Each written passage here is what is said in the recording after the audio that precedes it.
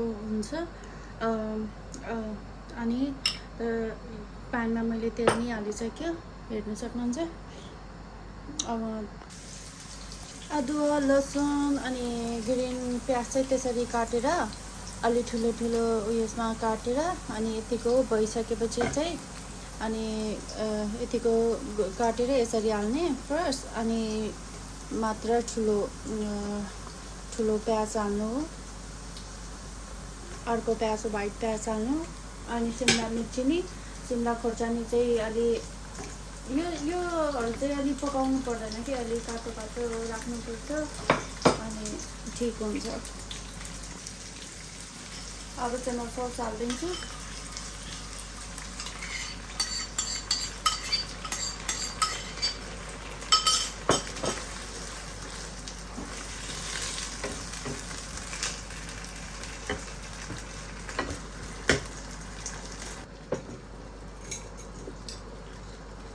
यो चाहिँ चिनी हो, चिनी म यति हाल्छु, आधी चम्चा जति, अनि अलिकता ब्ल्याक पेपर फेरि हाल्छु। ब्ल्याक पेपर चाहिँ अलि स्पाइसीको लागि, अनि थोरै नुन हाल्छु।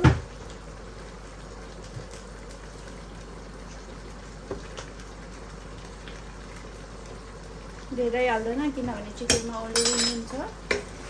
यसरी मिक्स गरिदिने।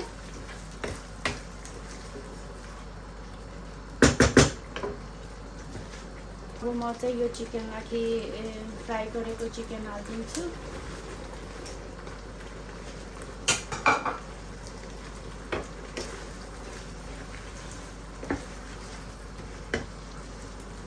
राइस यो चाहिँ खानेको लागि रेडी भइसक्यो। यसरी नै यो मात्र खाँदा नि हुन्छ। अनि मैले भन्न बिर्सेछ, यसमा चाहिँ तपाईँहरूलाई पिरो मिठो लाग्छ भने पिरो चाहिँ ग्रिन खोर्सानी नै अलि ठुलो ठुलो पिसमा काटेर हाल्नु, अनि त्यसरी खानु। एन्ड व्हाइट राइससँग नि व्हाइट राइससँग खाँदा धेरै मिठो हुन्छ।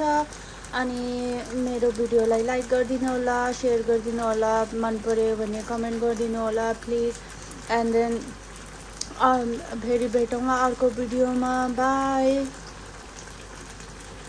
यसरी नै बनाएर खानु होला, फ्यामिलीलाई नि खिलाउनु होला, खुवाउनु होला। अनि यो चाहिँ धेरै मिठो हुन्छ, मेरो नानीहरूलाई धेरै मनपर्छ। त्यही भएर म हप्तामा या फिर 2 हप्तामा एकचोटि चाहिँ बनाउने गर्छु।